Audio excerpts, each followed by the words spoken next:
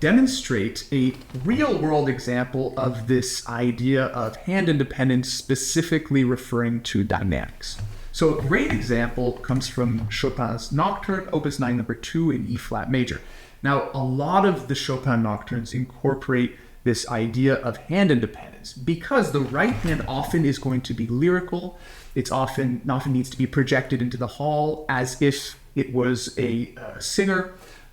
Chopin uses this quality called bel canto from Bellini and the Italian opera tradition.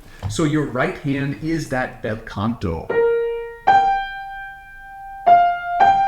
Very lyrical, very projected, very expressive.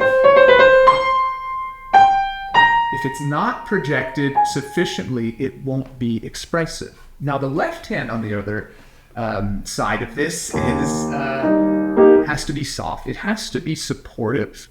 It has to be present, but it cannot overtake the right hand. It has to support the right hand, guide the right hand, or envelop the right hand, but not dominate, not outshine the right hand. The right hand is the diva. We cannot play louder than the diva. So the question is how to develop that. You can practice your right hand alone, making sure that it's very lyrical.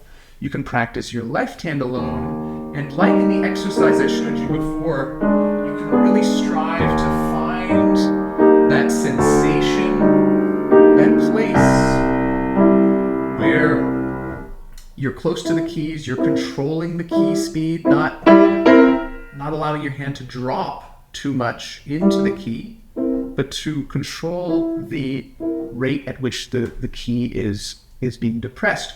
That feeling of weightlessness can also help.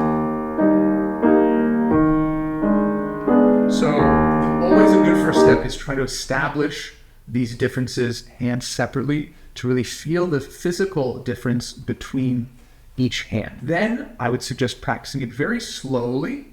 You can even practice it out of time, not following the exact rhythms, just as a dynamic exercise. So to find the balance that you're looking for,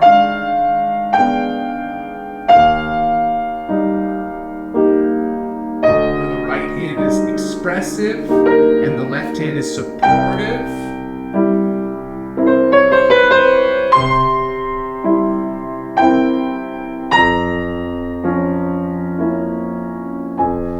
Gradually, you can get faster and play it in tempo. It's very important to try to listen to the balance between these two things. You listen to the balance, and then you adjust based on the physical sensation that you have when you're playing. That the right hand must feel fundamentally different than the left hand if you want to get a different dynamic level, if you want to get a different sound from each hand, from each part, the lyrical right hand and the supportive, transparent left hand.